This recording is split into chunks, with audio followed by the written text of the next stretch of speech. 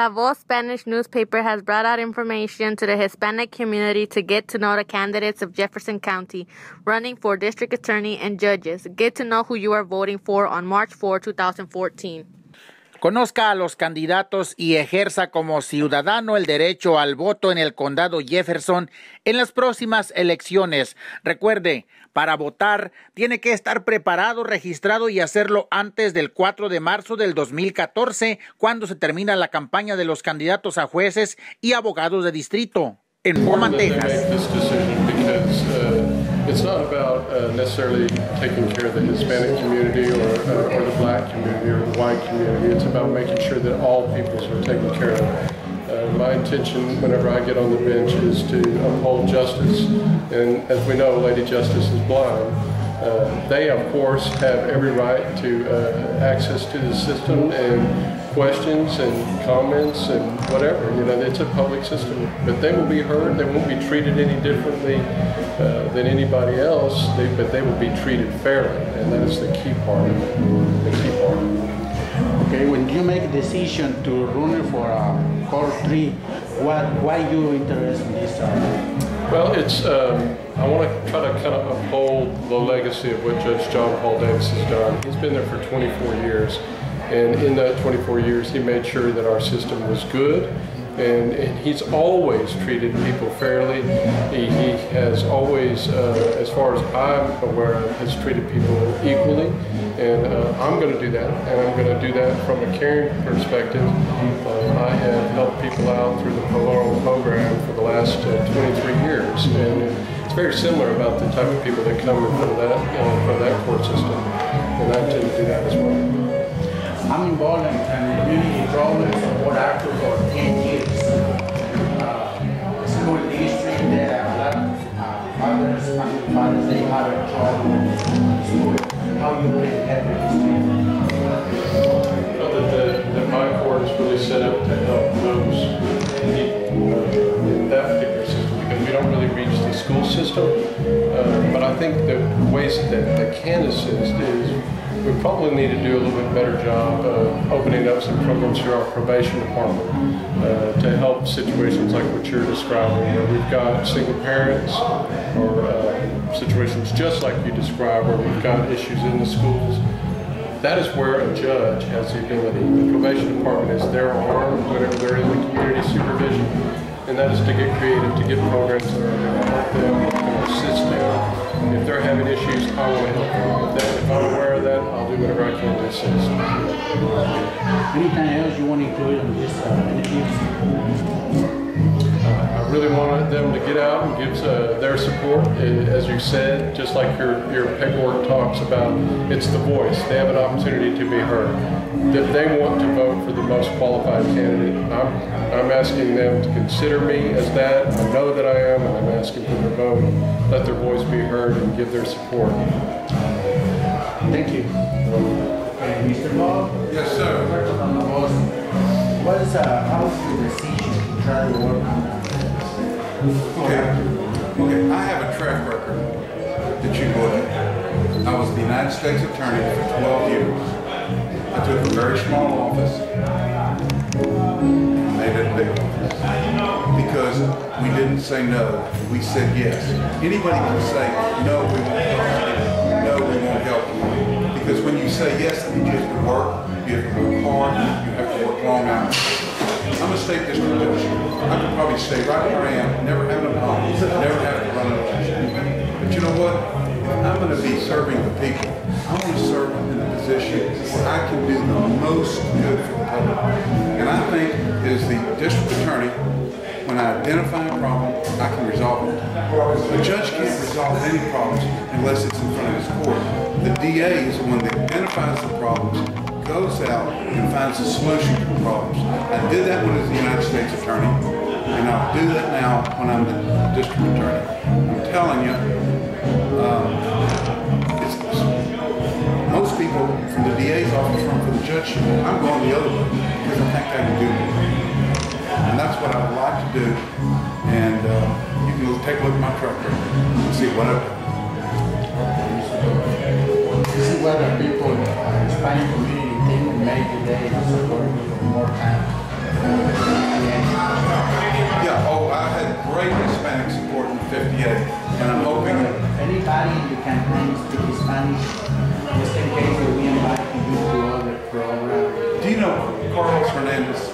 owns Carlitos. He's one of my very, very good friends. And we do things socially, we're friends. If there's any time that we need someone, I'll be more than happy to meet you or anybody with if they have problems with English, because I certainly have problems with Spanish. We will meet at Carlitos and we will talk whatever issues need to be talked about. Do you know Carlos? I know him. Okay, he's my very good friend, and he'll tell you that I'm there when you need me. Thank you. What I can do for them? I've been involved in the Spanish community a whole bunch. The Spanish community. You know, I started Bob School, which is a charter school in Port Arthur that's 95% Hispanic. I hired Bobby Lopez to run that school. Do you know Bobby Lopez? I don't remember. Okay. He runs the Hispanic school at Bob High School. And like I said, it's mostly Hispanic people and a lot of undocumented aliens. We still provide them with an education, provide them with a great education. They're involved in sports. And so I'm involved in the Spanish community, Hispanic community now. Okay. And with that, you know, like you both is trying to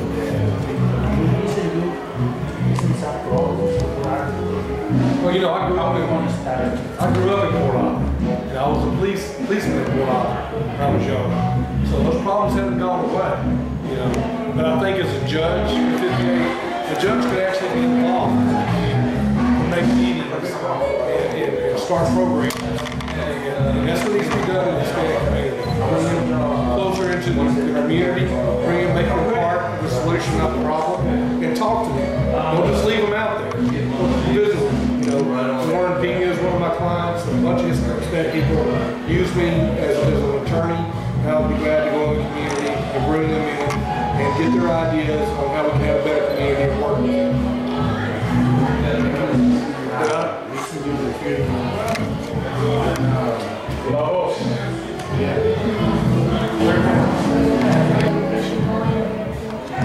I'm running for a bench that I've been on for 15 years, 4 terms. It's 317 District Court. It's a court that handles all family law matters.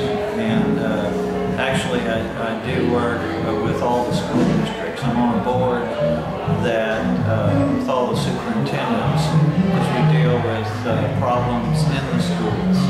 I'm also chairman of the juvenile board that handles juvenile delinquency problems. The born in Port Arthur, got relatives here in Port Arthur. I've worked with the Hispanic community for a number of years.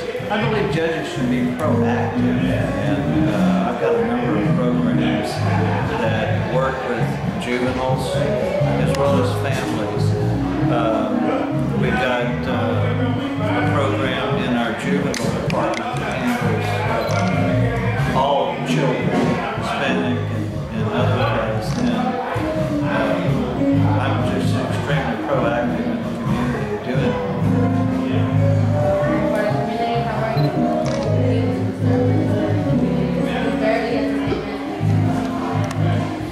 No, I've got a number of friends in the community, and I've given special attention. They call me when they have children that have problems, and I make time.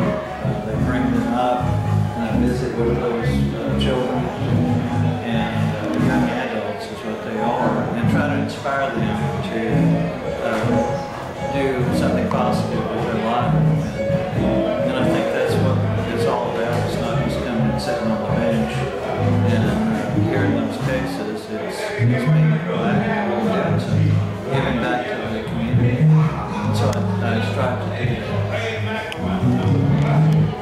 that. You're welcome. Okay, so please, thank you. Get out, get your. I'm asking for your support in the primary, and thank you for being here and listening to me. Thank you. Bravo.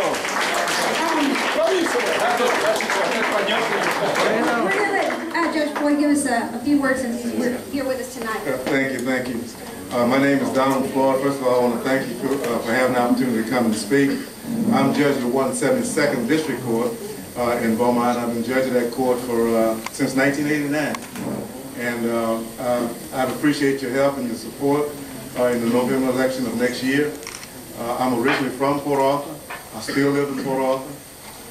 I'm a former municipal court judge here in Port Arthur, and I was also judge of County Court of Law No. 3 for 6 years. So I've been a judge a long time, and I appreciate your help.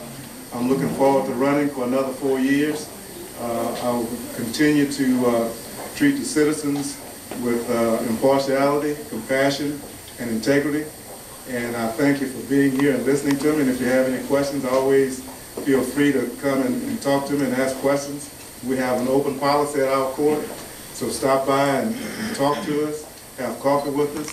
We tell the jury and panelists when we come in the morning, those citizens who come for jury duty, to come by and have coffee with us and kind of ask some questions of your elected officials, because it is your courthouse and you have an opportunity to do that.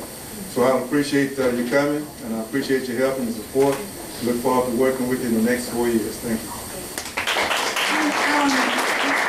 We want votes. We do want votes, but we have money. We need money for the campaigns. I mean, that's the truth. There's signs at the front door. We have signs at the front door, and just, you know, with campaign funds, you know, they can't buy signs and everything, so they're not going to ask you, but What do you I'm want to say? asking What is the you. message for the Spanish community today decided for voting for you and next Marco? Well, first of all, what I need the Spanish community to understand is that I'm experienced, I'm involved, I'm independent, I'm trustworthy, and I'm fair. I've been a judge for the last 4 years of the city of Beaumont. I'm also a private practicing attorney. I've been an attorney for the last 23 years. I've also worked as a prosecutor where I tried cases. In addition, I worked as a hearing examiner for TEA, where I was an administrative law judge that presided over cases. I've also had a radio show called The Law and You, which I provided information to the citizens of Jefferson County regarding problems that they may have had, and I answered those questions online. I've been involved in the community. I've worked at the, volunteered at the Salvation Army YMCA as a basketball coach. I've also volunteered at several schools here in Beaumont, elementary schools, high schools, as well as middle schools as a role model, mentor, and a tutor. I've also preached on the street. I've always been doing things in the community to try to help somebody as I travel along this way. We have in the community, you know, a lot of, Beaumont is a big district, a school district. Yes. How you see the school district these last 4 years? You got a problem, Spanish people go up, how do you see the Hispanic? Well, obviously the Hispanic community is growing, and the population is growing, and the school district will be providing and should be providing services that service all citizens of the community. One of the things that we do in municipal court is when somebody comes to court and if they have a problem speaking English, we have individuals who are on staff who can assist with interpreting so that they will understand the process in court. Okay, we're gonna make your history on the paper, and you know, a lot of people, a lot of Spanish people, they need to know what they're gonna do just in case they have a problem, you know. Right. Well, you see, you have 4 years of experience, you know, it's a good experience for work in this Beaumont city. That's right. That's right. You know, everyone, all the citizens in the city should have a right to have fair trials and to have individuals who are on the court that are knowledgeable, experienced, and competent. And I bring all of those to the table. Hasta el momento es poca la importancia que los candidatos a algún puesto en el condado Jefferson le han dado a la comunidad hispana. La mayoría de padres de familia cuentan con hijos ciudadanos que pueden votar. Lamentablemente es poco lo que se entiende en las campañas políticas. El interés de los candidatos todavía no llega al 100% a la comunidad latina.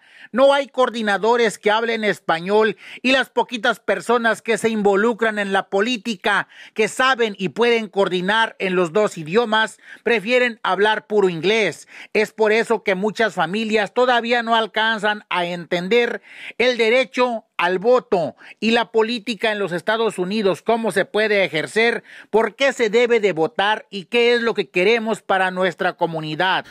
La mayoría de los candidatos todavía no entienden la importancia de dar a conocer a la comunidad lo necesario que es el voto hispano. La mayoría de padres de familia cuentan con hijos nacidos en los Estados Unidos, tienen más de 18 años, pueden votar y la mayoría no saben por quién, ni siquiera conocen a los candidatos. Los que saben de los problemas de la comunidad son sus padres y son quienes les pueden inculcar sobre el pensamiento de algún candidato, abogado de distrito o algún candidato a juez que esté corriendo en estos momentos. Lamentablemente no hay coordinadores de campaña, no hay quien explique en español a la comunidad para que los padres de familia entiendan y aconsejen a sus hijos y no les ande lavando el coco cualquier tonto. La mayoría de gente, vamos a hablar por ejemplo del presidente Ronald Reagan, un señor que fue demócrata a principio y cuando abrió los ojos se hizo republicano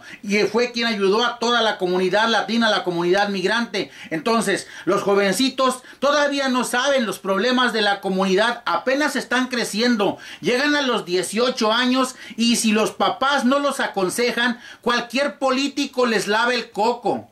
Es importante que los políticos sepan, se concentren en lo que quieren para la comunidad. Lo deben entender en los dos idiomas y después de darlo a conocer en los dos idiomas, entonces esperen el resultado. En Beaumont, Texas, Roberto Castillo Cano del periódico La Voz de Beaumont.